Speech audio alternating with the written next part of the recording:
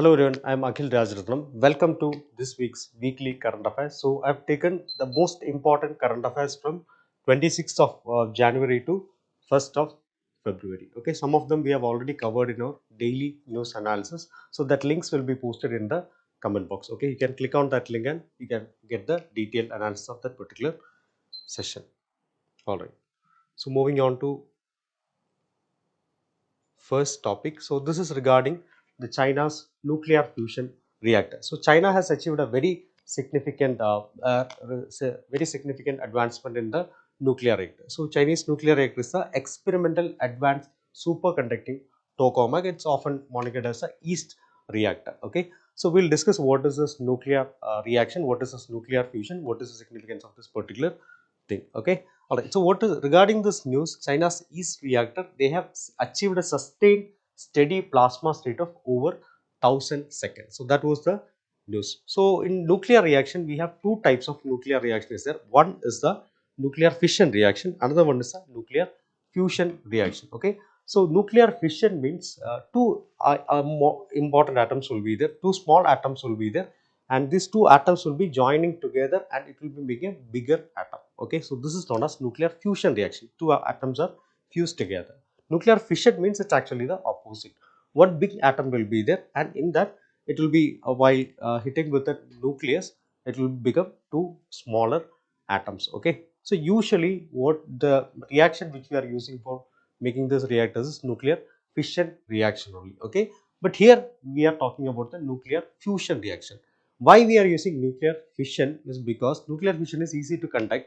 Nuclear fusion requires very advanced temperature levels as well as pressure levels. Okay, so that is often these are often the conditions which are seen only there in the sun. For example, this temperature is exceeding 150 million degree Celsius, and also very high pressure is also needed. So this is not often achieved in the normal levels. So what we have actually designed to sustain this type of temperature as well as pressure is we have designed a device known as tokamak. Okay, so tokamak is something which will be uh, tokamak is actually a magnetic confinement device. So this is actually a tokamak. It will be in the shape of a donut. Okay, so in this thing, this high temperature plasma can be sustained. So inside this, we can actually imitate the situations same like the sun. Okay, so that is why mostly these type of reactors are known as artificial suns. Okay, all right. So one of the most significant tokamaks is in the global level is International Thermonuclear Experimental Reactor. Okay, so this is actually a tokamak in France. Even though this is in France, this is not a project by France alone. 35 countries are part of this tokamak, including China, India, EU, Japan, Russia, South Korea, United States. Almost all the prominent countries are part of this, and this is having a funding of around 22 billion, making it the largest nuclear fusion project in the world itself. Okay, India is also part of it, and India is contributing superconducting magnetics and cryogenics. Coming to China's yeast reactor, again this was also established in 2006 only. The same year means the IT year was also established. Again, the purpose is to replicate the same process which is happening in the sun. That is the nuclear fusion which is happening in the sun. Okay, earlier they had a record in 2023. They had a record of 400 seconds. They were able to sustain this plasma for 400 seconds. So now they have surpassed it, and now they have moved to 1000 plus seconds. That is around 17 minutes they were able to sustain this plasma. Okay, so if they are able to sustain for a very prolonged period of time, means nuclear fusion reactor will be a success. Okay, so if we are able to bring in more nuclear fusion reactors, means that energy itself is will be sufficient to power the entire world. So that is the significance of this nuclear fusion reactors. Okay, but still achieving this kind of sun-like temperature as well as pressure is little difficult. So that is a challenge we are facing here. Okay, moving on to next topic. Alright, so this is regarding the tiger population. So recently there was a survey, and in this survey, a study was there. In this study, it was revealed that India's tiger population rose by 30% over the past 2 decades. Okay, so we'll see what are the findings of the study. Study is saying that 30% has been increased over the past 2 decades. They are saying that It is because of some of the important scientific strategies like land sparing as well as land sharing. Okay, so what is land sparing is, land sparing means in one area will be taken for example, if this much area is there, one area will be taken for conservation, other area will be taken for this what agriculture like activities. Land sharing means in the same area itself agriculture like activities will be happening and also conservation efforts will be happening. Okay, another key finding is like tigers now coexist with over 66 million people. Okay, so that is also another important uh, finding of the study. Okay, so what are the key initiatives of tiger conservation in India? The major legislation which has been put forward for conservation of all the wildlife in India, that is the Wildlife Protection Act of 1972. So in this Wildlife Protection Act, they have created, with this backup only, they have created something known as wildlife sanctuaries as well as national park. Okay, both of them are having their own level of conservation activities. And another important thing, exclusively for tiger conservation, is the tiger reserve. Okay, so these are reserves where human activity is very much restricted and allow tiger to breed and live without human interference. Okay, one of the most ambitious project and one of the most successful projects of tiger conservation is the Project Tiger, which was launched in 1973. Again, here both technical support as well as financial support is given to this for tiger conservation. And another important aspect which was come in the recent time is instead of just conserving the tigers alone, now it has been expanded to conserve the habitat as well as the prey species. For example, recently there was a study like the number of deer species has also increased. Deer is one of the important prey of this tiger. Okay, all right. So this is actually the present status of tigers in India. India is home to 70% of the world's tiger population, and we have grown from 1411 tigers in 2006 to 2226 tigers in 2024, almost double the count. Okay, all right. But still there are challenges like habitat destructions are there and also human animal conflict. So these issues are also happening. Moving on to next topic.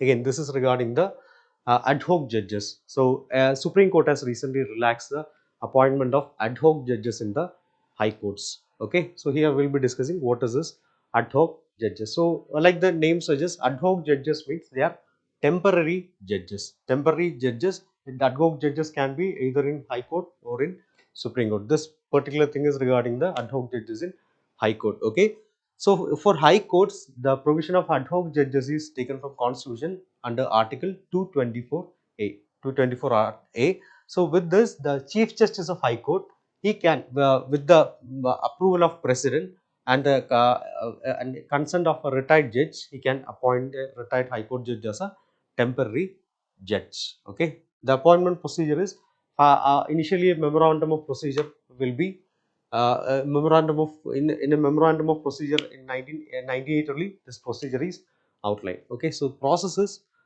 the they'll be consulting a retired judge, and this Chief Justice of High Court submit the name and propose the duration till how many months or how many days he will be part of the bench. So that will be recommended to the Chief Minister. Chief Minister will be forwarding this to the Union Law Minister. Okay, so they'll have a meeting and the Prime Minister then advises the President to grant the approval. Okay, so this is actually the process of appointing the ad hoc judges. There are some conditions also to initiate the appointment process. That is, the process can be initiated when the vacancy of judges exceed 20% of the sanction strength, or when more than 10% of the pending cases are over 5 years old. If these conditions are satisfied, then this ad hoc, the appointment of ad hoc judges can be initiated. Okay. Next topic is regarding NASA's Axiom 4 mission. Indian astronaut will also be part of this NASA's Axiom mission. Okay, so that was in the news. That is Captain Shubhanshu Shukla. Okay, he was one of the team members of the Gaganyaan mission, India's first manned mission to in space. Okay, so he is one of the members of that mission. Okay, so he will be going to the ISS uh, as part of the Axiom 4 mission. Okay, all right. So regarding Axiom 4 mission, Axiom is actually a private company, US based commercial space company, Axiom. So they are conducting a lot of private space flight missions to the international space stations to make astronauts, to get astronauts to the international space station. As of now, they have conducted 3 Axiom missions. This will be the 4th Axiom mission. Okay. All right. So their launch vehicle is provided by SpaceX Falcon. Okay, SpaceX Falcon, Elon Musk company, SpaceX Falcon. Okay. So these are the 4 Axiom missions. Every Axiom mission is having a significance. Axiom 1 was the first private mission to the ISS. Axiom 2 was the first mission in which a Saudi female astronaut was part of, and Axiom 3 had astronauts from multiple nations, and this Axiom 4, which is scheduled to be happening in 2022, that will be having the first Indian astronaut to ISS. Okay. All right, moving on to next topic. This is regarding triple talaq. So recently the Supreme Court has directed the center to gather the data on how many criminal cases has been filed under this triple talaq law that penalizes the triple talaq. Okay. So regarding what is triple talaq? Triple talaq means this is actually a practice in which a Muslim man will be divorcing his wife by saying talaq 3 times. Talaq, talaq, talaq. If he is saying this talaq 3 times, then that marriage stands void. Okay. So it will with immediate effect. So this cannot be in front of, I mean, this need not be in front of a priest or need not be in a particular place. This can even be done through phone, telephone, in SMS, even WhatsApp, or even letter, or whatever it be. If this is happening, then that divorce stand void. So what is the issue with this? Mostly women will be dependent on their husbands only. So if something suddenly, something like this is happening, means they are very much vulnerable to vulnerable in their life. Okay. So that is the issue here. So one of the major cases regarding this triple talaq was happened in 2017. That is Shaira Banu case was, Shaira Banu was Union of India case. Okay. So what happened here is like Shaira Banu challenged that it is actually affecting her, it's actually violating her fundamental rights, including the right to equality and dignity. So based on that, in a 3-2 majority judgment, Supreme Court declared this triple talaq unconstitutional. Okay, so this is what happened in 2017. After that, in 2019, Government of India enacted a law known as Muslim Women Protection of Rights and Marriage Act of 2019. Okay, so basically this act criminalized the practice of triple talaq with imprisonment up to 3 years. Okay, and also they are having provisions like they will be, the women will be entitled to child maintenance as well as child custody during this period. And another important provision is the complaints need not be filed by the victim itself, but it can either be filed by the close relatives also. Okay, but if the accused want to get bail also, the consent of the wife is very much required. Okay, so recently Supreme Court has instructed the center to provide the data on FIRs regarding this. Okay, moving on to next topic. The government has planned to employ targeted containment to stop leprosy transmission in India. So this is something very much new we are adopting. So regarding leprosy, leprosy is a chronic infectious disease that will be affecting the skin, the peripheral nerves, and the mucosa of the upper respiratory tract. Okay, so this is basically considered as a neglected tropical disease. Neglected tropical disease means usually in this tropical area, the disease which are found usually in the tropical areas, we call it as neglected tropical disease. Why? Because mostly in that area it will be affecting the vulnerable population, like poor and marginalized communities will be mostly affected by this. If you take the global scenario, in almost more than 120 countries, this leprosy is a major issue, and especially in this tropical regions like Brazil, India, Indonesia, this is a major concern. Okay, and this in these 12 major countries, vulnerable countries, they report 1000 to 10,000 cases annually, which is very much high. If you come to Indian statistics also, among the entire world cases, 53%, 53.6% of the cases are from India. Okay, all right. So these are some of the initiatives, Indian initiatives, which we did earlier. One is a national leprosy eradication program. So that was introduced to detect and treat these leprosy cases early. Another important web portal which was brought in was Nikush 2.0 web portal. Okay, so this is to monitor the leprosy cases. Now what they did is like they have created something known as a National Strategic Plan and Roadmap for Leprosy 2023 to 2027. Okay, so the goal is to achieve zero leprosy transmission by 2027, and this should be aligning with the SDG goals also. SDG goals target is in 2030, but we will be eliminating leprosy by 2027, 3 years before the target year itself. Okay. All right. So we have major leprosy cases are in this 5 states only: Bihar, Chhattisgarh, Jharkhand, Maharashtra, and Odisha. So we'll be focusing on this 5 key areas. Early case detection should be there, and prophylaxis, that is a post-exposure treatment, that should also be done to reduce a further spread of this. Okay, and obviously like surveillance as well as public awareness campaigns will also be part of this. Moving on to next topic. Alright, recently Cabinet has approved the Critical Minerals Mission, National Critical Minerals Mission, and a 16,300 crore outflow was also made for this particular mission. Okay, so regarding this critical minerals, so critical minerals means something which is essential for the economic development as well as national security of the country. So that type of minerals we call it as a critical minerals. Okay, so for every country, their economic as well as national security requirement will be different. Okay, for example, for India, lithium and maybe cobalt and nickel and all, it's very much important. For China, maybe these were not the most important things for China. So like that, every country it will be varying. If the supply of these critical minerals are being stopped, at that time it will be affecting either the economic development of the country or the national security of the particular country. Okay, so in India, the body which is dealing, I mean the ministry which is dealing with the designation of this critical minerals is Ministry of Mines only. So they have designated 30 minerals as critical minerals. So in that, a major mineral which is essential for India is rare earth elements, or RRE. Okay, RE.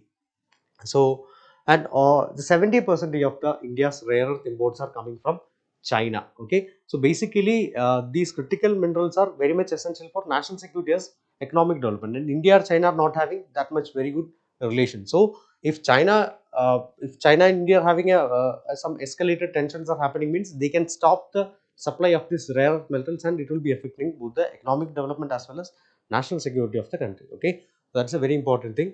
So now what the government did is like government has launched a national critical mission to cover all these things. Okay, so major objectives are: one is exploration, both domestic as well as outside exploration.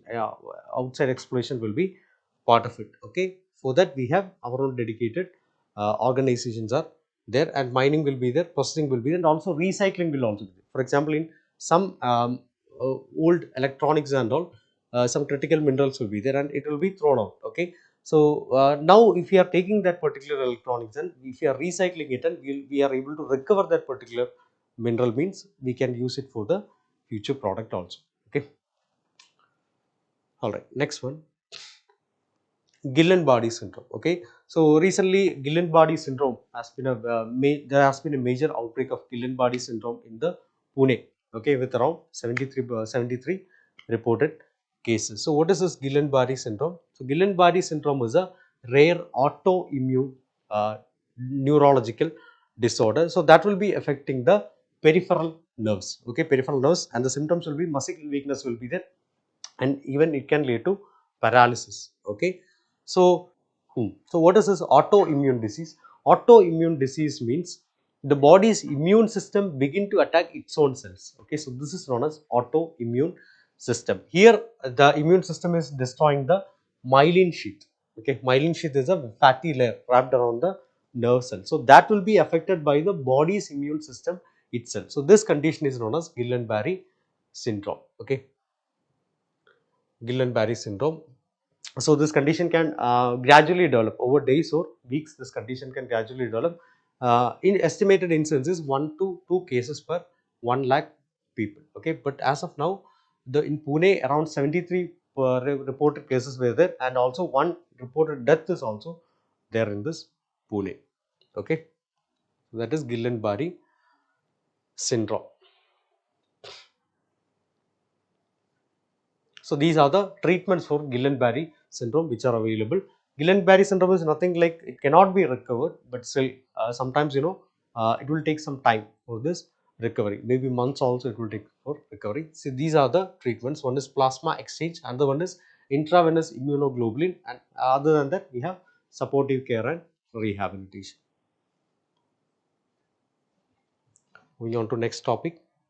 Yeah, expert panel has cleared the plan to rebuild wash away Tista Dam in Sikkim. So earlier what happened was, like some months, 14 months ago, Tista 3 Dam in Sikkim, there was a dam known as Tista 3 Dam in the Tista River. So that was washed away in a glacier lake outburst flood. So now they are planning to reconstruct that particular dam. Okay. So regarding Tista River is a river which is originating in the Tibetan Plateau, and it mostly flows through the Sikkim region only, Sikkim as well as West Bengal region, and finally it will be merging into the Bay of Bengal. Okay, so mostly it will be covering the significant part of the Sikkim region. So it is very much essential for the hydropower generation in Sikkim.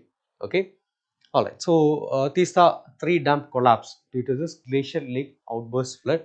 So major reason was the spillway with a capacity of 7,000 cubic meters was insufficient to manage the flood's magnitude. Okay, so this was a major reason.